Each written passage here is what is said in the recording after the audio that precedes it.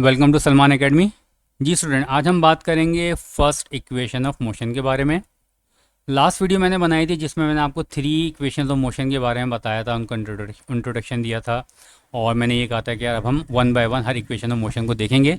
तो जनाब इस सिलसिले में फ़र्स्ट इक्वेशन ऑफ मोशन आपके सामने मौजूद है। पहले हम देखेंगे फर्स्ट इक्वेशन ऑफ मोशन, फिर हम एक केस पे डिस्कशन करेंगे, फिर हमने 3 न्यूमेरिकल सॉल्व करने हैं। होपफुली आज की वीडियो देखने के बाद फर्स्ट इक्वेशन ऑफ मोशन का कोई भी न्यूमेरिकल आपके सामने आएगा ना, आप आराम से उसको कर लोगे। Then we will discuss second equation of motion next video के अंदर, फिर उसके बाद नेक्स्ट वीडियो के अंदर हम लोग थर्ड इक्वेशन ऑफ मोशन के साथ भी हम सेम काम करेंगे। ओके ओके जनाब, फर्स्ट इक्वेशन ऑफ मोशन ये है, इसको आप इस तरह भी लिख सकते हो, यानी वी एफ बराबर है V I plus A T. क्योंकि ये जो वी होता है ना, ये रिप्रेजेंट करता है फाइनल वेलोसिटी को, यू रिप्रेजेंट करता है इनिशियल वेलोसिटी को, यहाँ पे लिखा हुआ है। तो आप फाइनल वेलोसिटी को वी एफ भी कह सकते हो और इसको आप वी आई भी कह सकते हो। इसको वी एफ कह सकते हो, V final velocity, V initial velocity, बाकी acceleration A T for time. ये फर्स्ट इक्वेशन ऑफ मोशन है। ये क्या बताती है? ये बताती है final velocity, initial velocity, acceleration और टाइम, और इनका आपस में क्या रिलेशनशिप है। क्या रिलेशनशिप है मैं आपको दिखाता हूँ। देखो, आप फर्स्ट इक्वेशन ऑफ मोशन से अगर आपको फाइनल वेलोसिटी निकालनी हो तो आप बोलोगे सर फाइनल वेलोसिटी निकालने के लिए आपको V I plus A T की वैल्यू पता होनी चाहिए। आप वी आई की वैल्यू डालोगे, ए की वैल्यू डालोगे, टी की वैल्यू डालोगे, इनको आपस में कैलकुलेट करोगे, वी एफ आ जाएगा। सही है। अगर कोई पूछे कि यार इनिशियल वेलोसिटी किसके बराबर है, आप बोलोगे अच्छा सर इनिशियल वेलोसिटी बराबर है वी एफ, इधर ही रहेगा, ए टी इधर प्लस इधर आके माइनस हो जाएगा। सही है। तो ये वी आई के बराबर हो गया, तो आप इसको लिख सकते हो वी आई बराबर है वी एफ, सॉरी यहाँ पे माइनस ए टी। कोई बोले कि यार एक्सेलरेशन किसके बराबर है, एक्सेलरेशन इससे निकालो, तो आप बोलोगे अच्छा भाई, तो कोई वी एफ इधर ही रहेगा, वी आई उठ के उधर चले जाएगा तो माइनस हो जाएगा, minus V I is equal to A T, right पे ए टी रह गया। अब आपको तो एक्सेलरेशन निकालना, टी को यहाँ पे मल्टीप्लाई दूसरी साइड पे आके डिवाइड में आ जाएगा, तो ये बन जाएगा V F minus V I divided by T is equal to A. यानी आप आपस में मैनिपुलेट करके V F, V I, acceleration, time, ये सब आपस में निकाल सकते हो, क्योंकि ये आपस में रिलेशनशिप शो करती है first equation of motion. Okay जनाब, अब हम पहला केस डिस्कस करने जा रहे हैं। ये क्या कह रहा है पहले केस के अंदर? ये कह रहा है कि what happens to the final velocity. Final velocity की वैल्यू क्या होगी if the acceleration is zero. अगर किसी बॉडी की एक्सेलरेशन ज़ीरो है, उसकी फाइनल वेलोसिटी पे क्या इफेक्ट आएगा? अब ज़रा इसकी बात पे गौर करो। ये क्या घुमा रहा है तुम्हें? ये बोल रहा है एक्सेलरेशन ज़ीरो है, तो एक्सेलरेशन होता क्या है? एक्सेलरेशन होता है change in velocity is called acceleration. यानी वेलोसिटी में जो चेंज आता है ना, उससे हम कहते हैं एक्सेलरेशन। और ये बोल रहे चेंज ही ज़ीरो है, यानी कोई चेंज नहीं आ रहा है वेलोसिटी के अंदर, तो एक्सेलरेशन ज़ीरो है। यानी अब ये जिस बॉडी की बात कर रहा है उस बॉडी के अंदर वेलोसिटी में कोई चेंज नहीं आ रहा। तो ये बोल रहा है कि जब चेंज ना आए एक्सेलरेशन के अंदर, तब फाइनल वेलोसिटी क्या होगी। तो अब इसमें दो केसेस हो सकते हैं। मिसाल के तौर पे एक बॉडी, एक कार है, 20 मीटर पर सेकंड की रफ्तार से जा रही है, और ये बंदा बोलता है कि मैंने कार की स्पीड ना बढ़ानी है ना मैंने कम करनी है, सेम स्पीड के साथ जाऊंगा। तो यहाँ पे इसकी इनिशियल वेलोसिटी का 20 मीटर पर सेकंड ले लेते हैं हम, तो फाइनल वेलोसिटी क्या होगी इसकी? तो भाई पूरे रास्ते इसने स्पीड बढ़ाई नहीं है, 20 मीटर पर सेकंड की रफ्तार से कांस्टेंट जा रहा है, स्पीड में चेंज नहीं आया। जब चेंज नहीं आया तो एक्सेलरेशन क्या होगा? ज़ीरो, क्योंकि एक्सेलरेशन तो होता ही चेंज इन वेलोसिटी है। जब तुम वेलोसिटी में चेंज ही नहीं लेकर आ रहे, कांस्टेंट वेलोसिटी के साथ जा रहे हो, तो एक्सेलरेशन ज़ीरो है। तो उस सूरत में फाइनल वेलोसिटी क्या होगी? जो इनिशियल वेलोसिटी थी, जिस स्पीड से कार आ रही थी, उसी स्पीड से यहाँ पे भी मौजूद होगी कार। तो जब एक्सेलरेशन ज़ीरो हो, तो अगर एक बॉडी मूव कर रही है तो जो उसकी नीचे वेलोसिटी होगी वही इसकी फाइनल वेलोसिटी होगी। और सेकंड केस में क्या हो सकता है? एक बॉडी खड़ी हुई है अपनी जगह पे, उसकी नीचे वेलोसिटी क्या? ज़ीरो है, और ये बंदा बोलता है कि भाई मैं 10 मिनट तक खड़ा ही रहूँगा। अब बताओ मेरी फाइनल वेलोसिटी क्या होगी? वो केस क्या है? एक्सेलरेशन ज़ीरो है, यानी वेलोसिटी में चेंज कितना है? ज़ीरो है। तो खुद सोचो, जब एक्सेलरेशन ज़ीरो है तो जो इसकी इनिशियल वेलोसिटी है इसकी फाइनल वेलोसिटी होगी, यानी जो 10 मिनट पहले वेलोसिटी थी ज़ीरो, वही फाइनल वेलोसिटी क्या होगी? ज़ीरो। तो इसका मतलब है कि बॉडी जिस जगह पे खड़ी हुई थी ना, उसी जगह पे खड़ी रहेगी। ये बॉडी तो मूव कर गई ना एक जगह से दूसरी जगह पे, डिस्टेंस कवर कर लिया इसने, लेकिन क्या है, जो इनिशियल वेलोसिटी थी वही फाइनल वेलोसिटी थी। जो इनिशियल भी 20 की रफ्तार चल रही थी, फाइनल भी 20 की रफ्तार चल रही है। जो स्टॉप है बॉडी, अगर उसका भी एक्सेलरेशन जीरो है तो इसका मतलब है जो इनिशियल थी वही फाइनल है, यानी जहाँ खड़ी हुई थी वहीं पे खड़ी रहेगी ये। वही चीज़ उन्होंने यहाँ पे भी कैलकुलेट की है, वही चीज़ उन्होंने यहाँ पे भी कैलकुलेट की है।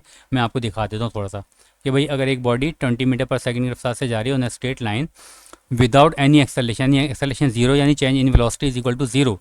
एक्सेलेशन क्या है, जीरो, 5 सेकंड तक वो जा रही है। तो ये बताओ कि भाई speed of the car remains 20 metre पर सेकंड, यानी इसकी स्पीड आखिर में भी 20 मीटर पर सेकंड ही रहेगी। क्यों? क्योंकि एक्सेलेशन जीरो, एक्सेलेशन ना कम हो रहा है ना ज़्यादा हो रहा है। अगर ज़्यादा हो जाता तो फाइनल वेलोसिटी बढ़ जाती, अगर कम हो जाता तो फाइनल वेलोसिटी कम हो जाती। अगर with the help of equation of motion इसने कैलकुलेट किया है, इसने कहा कि देखो वी एफ बराबर है V I plus A T. तुम्हें तो फाइनल वेलोसिटी पता करनी है ना, तो वी आई कितनी है 20 है, एक्सेलेरेशन ए कितना है जीरो है, मल्टीप्लाई बाई टी, पूरी टर्म जीरो हो गई। तो जो इनिशियल थी 20 वही फाइनल भी हो गई यहाँ पे। क्लियर है? और ये वाले केस में भी अगर हम इक्वेशन मोशन लगाएं, वी एफ बराबर है V I plus A T के, सही है। तो वी फाइनल वेलोसिटी किसके बराबर है, वी आई इसकी थी ज़ीरो, एक्सेलेरेशन कितना था ज़ीरो, मल्टीप्लाई बाई टी, पूरी टर्म ज़ीरो हो गई। तो जो वी एफ है वो, यानी इसकी फाइनल वेलोसिटी भी इसकी जीरो होगी दूसरे केस के अंदर। होपफुली ये बात समझ में आ गई है। अगर नहीं आई तो देख लेना, फिर भी नहीं समझ में आ रही तो अगली ये एक्सप्लेनेशन देख लो, न्यूमेरिकल समझ लो एटलीस्ट, ताकि जब इसको समझ के जाओगे वो समझ में आ जाएगी। ओके जनाब, अब ये कह रहा है एक कार स्टार्ट हुई है फ्रॉम द रेस्ट, इसकी इनिशियल वेलोसिटी कितनी है zero, and acceleration is 2 metre पर सेकेंड स्क्वायर, ए बराबर है 2 मीटर पर सेकेंड स्क्वायर। ओके, और फॉर टाइम 5 सेकंड तक उसका एक्सेलरेशन कितना 2 मीटर पर सेकंड का, यानी टाइम कितना है टी। ये बोल रहा है the first equation motion can be use to find the final velocity. With the help of हम फर्स्ट इक्वेशन ऑफ मोशन की मदद से हम फाइनल वेलोसिटी पता करते हैं। तो फाइनल वेलोसिटी बराबर होती है V I plus A T के। वी आई आपको मिला हुआ है कितना ज़ीरो, ए मिला हुआ है आपको कितना 2, 5 मिला, टी मिला आपको 5, 5 टू ज़ा 10, 10 plus zero is equal to 10। तो वी एफ कितनी हो जाएगी 10 मीटर पर सेकेंड। यानी एक कार जो है यहाँ पे 0 मीटर पर सेकेंड थी, यानी रुकी हुई थी, लेकिन क्या 5 सेकेंड तक इसकी वेलोसिटी चेंज होती गई। 1 सेकेंड के बाद 2 मीटर पर सेकेंड हुई, फिर अगले सेकेंड 4 मीटर पर सेकेंड हुई, अगले सेकेंड जो है 6 हुई, फिर अगले सेकेंड जो है अपना 8 हुई, फिर अगले सेकेंड 10 हुई। तो हम बोलेंगे फाइनल वेलोसिटी सी कितनी होगी 10 मीटर पर सेकेंड। ये देखो आई बात जहन में। अगली ये देखें, a ball is thrown upward, एक बॉल नीचे है उसको आप ऊपर फेंक रहे हो, सही है भाई। तो इसका एक्सेलरेशन क्या होगा, आपको पता है कि जो बॉडी ऊपर नीचे मूव करती है उसमें हम ग्रेविटेशनल एक्सेलरेशन देखते हैं, और ग्रेविटेशनल एक्सेलरेशन की वैल्यू कांस्टेंट होती है जो कि 9.8 है।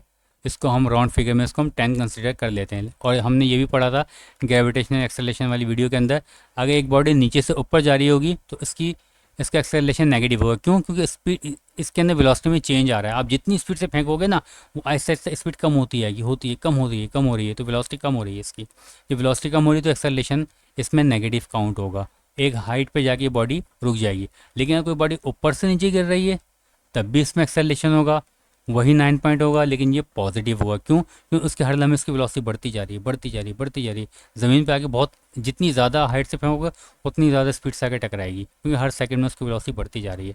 ये वाले केस के अंदर इसका एक्सेलरेशन कितना है 9 पॉइंट तो है, लेकिन माइनस है क्योंकि अपवर्ड इसने फेंका है, सही है। A ball is throne upward with initial velocity, जब उसने फेंका था तो उसकी वेलोसिटी कितनी थी 15 मीटर पर सेकेंड, सही। और if the acceleration due to gravity is -9.8, सही है, -9.8 क्योंकि ऊपर जा रही है, सही है। Find the velocity after 2 second, 2 second के बाद फाइनल वेलोसिटी कितनी होगी, आपको फाइनल वेलोसिटी पता करनी है ना। तो फाइनल वेलोसिटी बराबर होती है किसके, V I plus A T के।